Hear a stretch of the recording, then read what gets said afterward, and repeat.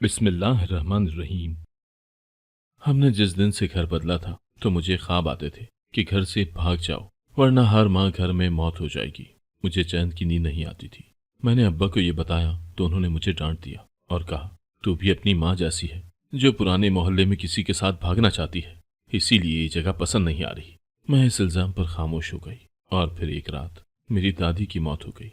अब जब दादी की मौत हुई तो मुझे अपने ख्वाब के सच होने का यकीन हो गया। अब घर में सौतेली माँ और फुप्पो ही थी। एक महीना गुजरा तो मैं उन दोनों के कमरों के बाहर पहरा दे रही थी कि आधी रात को, अस्मा, तुम्हारे अब्बा कह रहे थे कि कुछ दिनों तक हमने दूसरे घर में शिफ्ट हो जाना है। अस्मा की अम्मा ने मुस्कुराते हुए उसे बताया। अस्मा ने हैरत से अपनी अम्मा की तरफ देखा। अम्मा, ये घर छोड़ने पर आप खुश क्यों हो रही हैं? जहां तक मेरा ख्याल है, कुछ दिन पहले अब्बा ने ये घर छोड़ने की बात की थी तो आपको कितना गुस्सा आया था। आप अब्बा से झगड़ भी पड़ी थी। आपने कहा था कि आप ये घर नहीं छोड़ेंगी। अब आप बहुत खुश नजर आ रही हैं। उसकी अम्मा ने उसकी बात को कोई अहमियत न दी, क्योंकि ये घर छोड़ने में उनका अपना बहुत बड़ा फायदा था। वो वहां से चली गई। अस्मा को दाल में कुछ काला लगने लगा। वो तो हमेशा अपनी बात मनवा कर ही छोड़ती थी, फिर वो इतनी खुशी से ये घर छोड़ने के लिए कैसे मान गई थी? रात के वक्त अस्मा अपनी अम्मा के कहने पर अपना सामान पैक कर रही थी। अचानक उसने गौर से देखा, उसकी अलमारी के बहुत सारे कपड़े गायब थे। ये मेरे कपड़े कहाँ जा सकते हैं? मैं तो हमेशा अपने कपड़े अलमारी में ही रखती हूँ और मेरे कमरे में कोई भी नहीं आता। अब मैं कहाँ से ढूंढूं? अगर अम्मा से पूछा तो उन्होंने मुझे ही डांट देना है।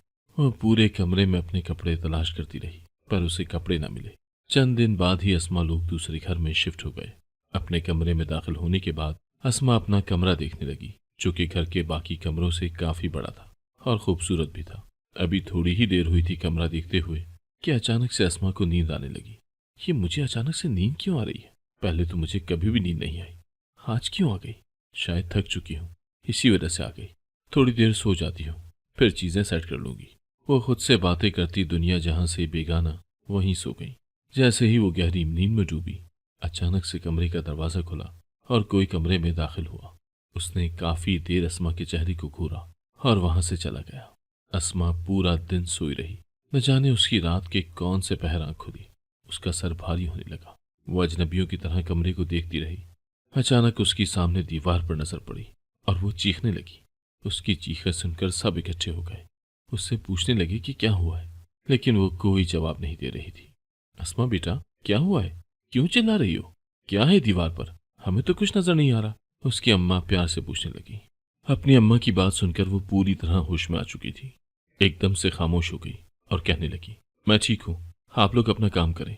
वो अपनी पेशानी से पसीना साफ करके बैठ गई। उसके अब्बा ने उसे घूरी से नवाजा और वहां से चले गए। उसकी अम्मा के चेहरे पर अजीब सी मुस्कुराहट थी जो अस्मा को परेशान कर गई। वो जानती थी कि उसकी माँ के दिमाग में कुछ तो चल रहा है जिसके बारे में उसे इल्म नहीं था। अगले दिन सुबह सुबह वो कमरे से बाहर निकली। घर बिल्कुल खाली खाली लग रहा था। वो घर के पिछले हिस्से की तरफ आ गई। अचानक उसे लगा जैसे वहां कोई लंबी लंबी सांस ले रहा हो।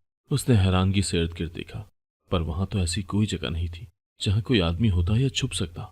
उसने आंखें बंद की और आवाज सुनने लगी। आखिर आवाज किधर से आ रही है?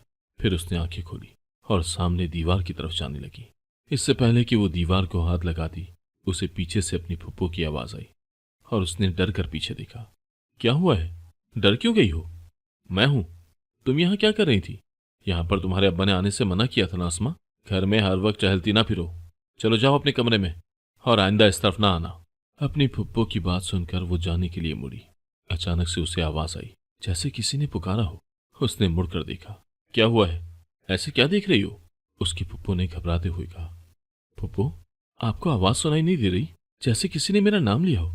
वो हैरानगी से पूछने लगी। पागल हो गई हो?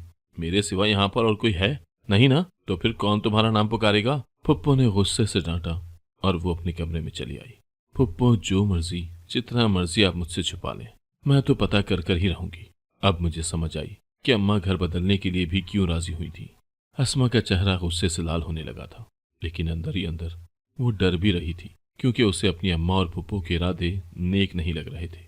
वो किसी भी वक्त कुछ भी करके उसे इस घर से निकलवा सकती थी, इसीलिए उनके सामने उसे डर कर रहना था। सारा दिन उसका यूं ही कमरे में बंद गुजर गया। रात के 2 बजे का वक्त था। अचानक उसकी आंख खुली। उसका चेहरा पसीने से शराबूर था। बार बार उसे अपना ख्वाब याद आ रहा था। ये ख्वाब वो जब से इस घर में आई थी देख रही थी, पर आज उसे डर लगने लगा था। अपने ख्वाब से वो घबराती हुई कमरे से बाहर निकली। चलते चलते उसे एहसास ही न हुआ कि वो कब घर के पिछले हिस्से में आ गई। वो सोच भी नहीं सकती थी कि ये जगह उसके लिए इस कदर अजियत का बायस बन सकती है। वो अभी वहां टहल ही रही थी कि किसी ने उसका नाम पुकारा और वो पागलों की तरह इर्द गिर्द देखने लगी। उसका दिल पूरी तरह से धड़कने लगा। कौन है? किसने बुलाया मुझे? सामने आओ ना। कौन मुझे बुला रहा है? वो लड़खड़ाती जबान से बोलने लगी। अचानक आवाज आना बंद हो गई। आवाज भी उससे नजदीक से ही आ रही थी, पर उसके दूर दूर तक भी कोई नहीं था। वो जल्दी से अपने कमरे में आ गई। ये मेरा वहम था या सच में मुझे किसी ने आवाज दी थी? पर कौन हो सकता है? वहां तो कोई भी नहीं था। घर में से भी किसी की आवाज नहीं थी, पर वो मुझे क्यों पुकार रहा था? क्या कोई मेरे साथ मजाक कर रहा है? नहीं नहीं, कोई मेरे साथ मजाक क्यों करेगा? किसी को क्या मिलेगा मेरे साथ मजाक करके या मुझे परेशान करके? फिर ये आवाज किसकी थी? वो काफी देर इसी कश्मकश में मुब्तला रही। न जाने कितना टाइम गुजर गया, उसे एहसास ही ना हुआ और उसकी सोचों में ही सुबह हो गई। अचानक से कमरे का दरवाजा खुला और उसकी अम्मा कमरे में दाखिल हुई। उसे यूं बैठा देखकर उन्हें बेचैनी होने लगी और वो परेशानी से पूछने लगी, तुम रात भर सोई नहीं क्या? अस्मा ने निगाहें उठाकर अपनी अम्मा की गैर होती हालत देखी। उसे हैरत हुई कि उसकी अम्मा को सुबह सुबह क्या हो गया था। वो क्यों सुबह सुबह परेशान हो गई थी? अम्मा, मैं सोऊं या ना सोऊं या जागूं, इससे आपको क्या? आप क्यों इतना परेशान हो रही हैं? उसने मुस्कुराते हुए अपनी अम्मा से पूछा। जो बात पूछी जाए उसी का जवाब दिया करो। आगे से ज्यादा जबान मत चलाओ, वरना तुम मुझे अच्छी तरह जानती हो कि मैं क्या कर सकती हूँ। अगर तुम आइंदा से रात के वक्त कमरे से बाहर निकली तो सोच लेना कि मैं क्या करूंगी। उसकी अम्मा गुस्से में उसे खबरदार करके चली गई। ये अम्मा को कैसे पता चला कि मैं रात भर सोई नहीं और कमरे से भी बाहर निकली हूँ? क्या अम्मा ने रात को मुझे देखा था, जो अम्मा को पता चल गया कि मैं रात भर जागती रही हूँ?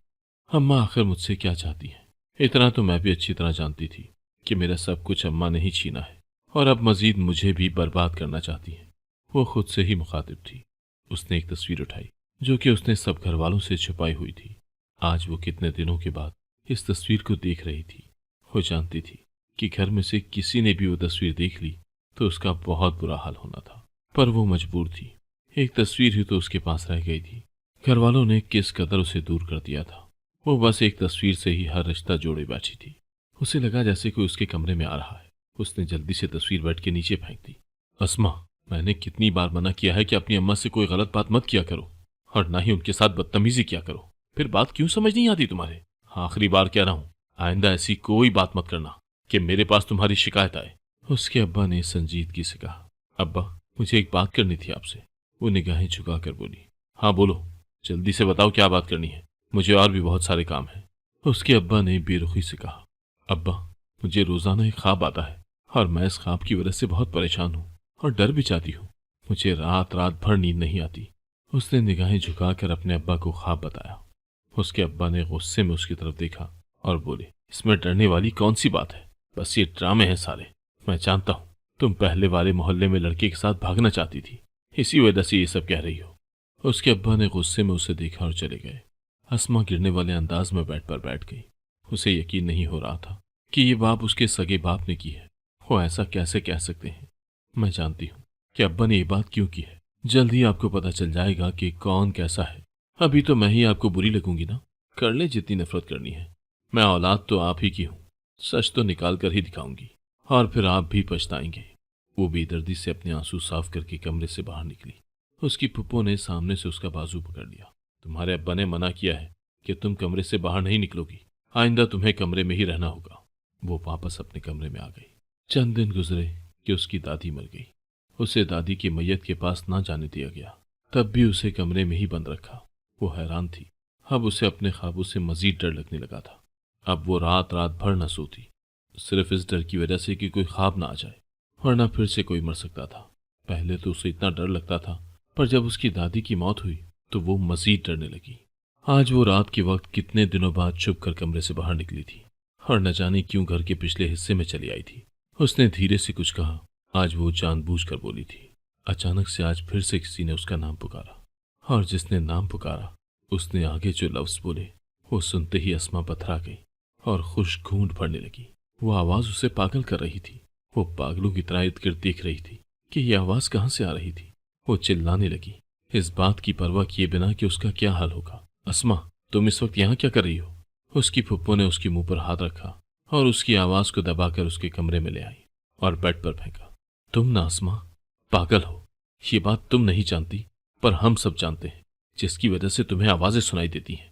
अब तुम इस कमरे से बाहर मत निकलना। उसकी फुप्पो ये कहकर चली गई। फुप्पो अपने आप को और अपने कारनामों को छुपाने के लिए मुझे पागल कह सकती है, पर मुझे पागल कर नहीं सकती। अब मुझे आपके और अम्मा के इरादों का पता चल रहा है। आखिर आप दोनों क्या चाह रही हैं? अस्मा खुद को बहादुर महसूस कर रही थी। न जाने कहां से उसमें आज इतनी हिम्मत जमा हो रही थी। वो सोचने लगी कि अब उसे क्या करना चाहिए। सुबह के वक्त वो किचन में नाश्ता बनाने में मगन थी। उसी वक्त उसकी अम्मा किचन में दाखिल हुई और उसे किचन में देखकर हैरानगी से पूछने लगी, तुम किचन में क्या कर रही हो? तुम्हें मना किया गया है ना कि तुमने किचन में नहीं आना, फिर क्यों आई हो? चलो जाओ अपने कमरे में, आइंदा से मैं तुम्हें किचन में ना देखूं। उसकी अम्मा ने गुस्से में कहा, क्यों? मैं भी आपकी तरह और फुप्पो की तरह ही हूं। मैं क्यों नहीं किचन में आ सकती? जितना आपका घर है उतना ही मेरा भी है। अगर आप पूरे घर में घूम सकती हैं तो मैं भी घूम सकती हूँ, जहां मर्जी जाऊं। आप होती कौन है मुझ पर पाबंदी लगाने वाली? अस्मा ने उसके चेहरे के बिगड़ते जाविये देखे। अस्मा, सोच लो, तुम हद से बढ़ रही हो। मुझे भी फिर हद से बढ़ना आता है। मेरी बात मानो और चुप करके यहां से चली जाओ, वरना तुम्हारी फुप्पो को बताऊंगी और वो तुम्हारे अब्बा को बताएंगी। उसके अम्मा ने उसे धमकी दी। अम्मा पप्पो को क्यों बताएंगी? आप ही जाकर अब्बा को बता दो ना। और भी तो आपने अब्बा को कुछ बातें बतानी होंगी ना, वो भी जाकर बता दे। अस्मा की अगली बात सुनकर उसकी अम्मा के हाथ से कप गिरकर टूट गया। अस्मा ने जो बात की, अस्मा खुद भी नहीं जानती थी कि वो बात सच है या झूठ, पर अब उसे यकीन हो गया था कि वो बात सच है। अस्मा की आंखें चमकने लगी। वो एकदम से खुश हो गई। अस्मा, तुम बहुत तेज हो गई हो। एक बात याद रखना, ये जो तुम्हारे पर निकल आए हैं ना, ये पर देखना मैं काट कर रख दूंगी। फिर बैठी रहना, सारी उम्र रोती रहना। अगर तुमने मेरे या अपनी फुप्पो के खिलाफ चाल चली तो बता रही हूं, तुम्हारी चाल मुकम्मल होने से पहले हमने तुम्हें मुकम्मल कर देना है। उसकी अम्मा ने गुस्से में कहा और वो मुस्कुराने लगी। कोई बात नहीं अम्मा, ये तो वक्त बताएगा कि कौन जीतेगा और कौन हारेगा। वैसे मुझे अगर अपनी बात पर 100% यकीन होता तो आज आप यहाँ ना होती। मैं सारे सबूत इकट्ठे करके आपको अब्बा के सामने पेश करूंगी। ये बात आप याद रखिएगा। और वैसे मैं हैरान हूं कि अब्बा के होते हुए आप अब्बा के साथ इतना जुल्म करती आई हैं। सोचें, जब अब्बा को आपके बारे में पता चलेगा, अब्बा आपके साथ क्या सलूक करेंगे। मुझे तो बहुत इंतजार है उस लम्हे का। अस्मा ने मुस्कुराते हुए कहा। अस्मा, ये बात याद रखना, तुम अपने अब्बा के सामने जाकर जो मर्जी कह लेना, पर तुम्हारे अब्बा ने तुम्हारी बात पर यकीन करना ही नहीं, क्योंकि तुम अपने अब्बा के सामने एक पागल लड़की हो। उसकी अम्मा ने उसका मजाक उड़ाया।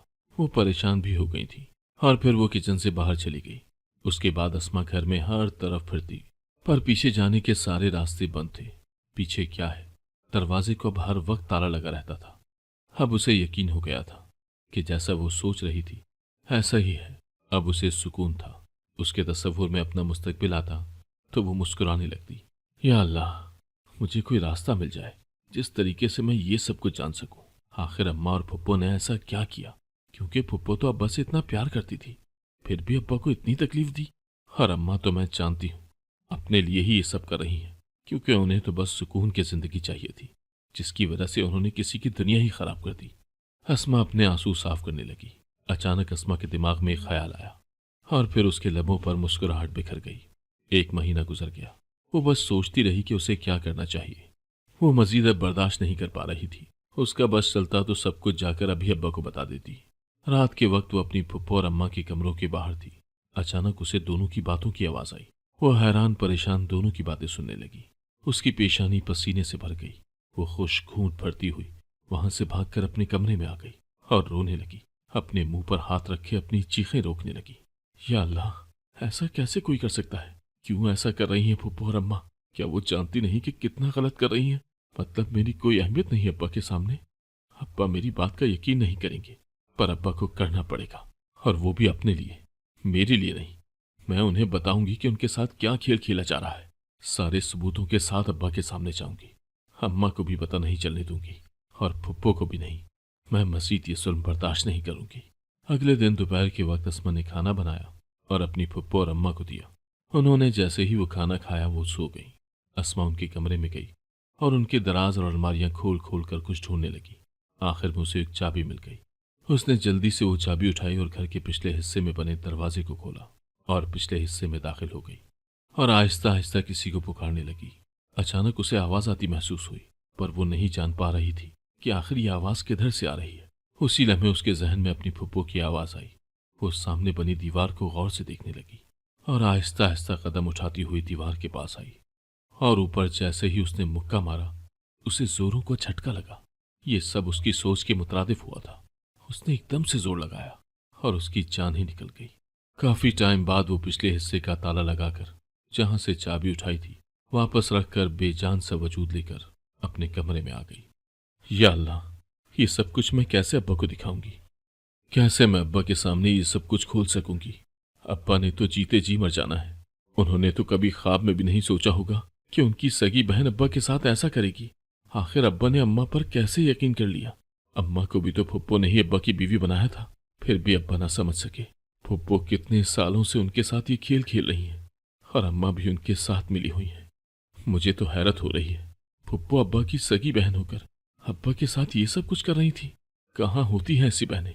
फुप्पो, आपको भी जवाब देना पड़ेगा। अब तो अब्बा मुझे पागल नहीं समझेंगे। अब तो सब कुछ मेरे पास वाज़ेह है।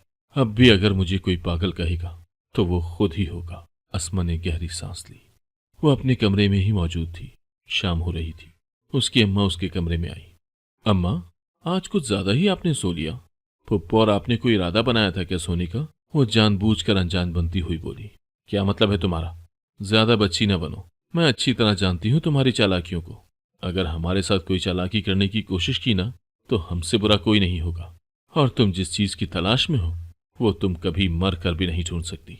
उसकी अम्मा ने गुस्से में कहा। आप फिक्र मत करें अम्मा, मुझे वो चीज मिल चुकी है। आपके वहम गुमान में भी नहीं होगा कि मैं उस तक पहुंच चुकी हूँ और सब कुछ जान भी चुकी हूँ। वो मन ही मन सोचकर मुस्कुराने लगी। उसकी अम्मा उधर ही खड़ी थी। वो कमरे से बाहर आ गई। अब बस वो ठीक वक्त का इंतजार कर रही थी जब वो अपने अब्बा को सब कुछ सच सच बता सके।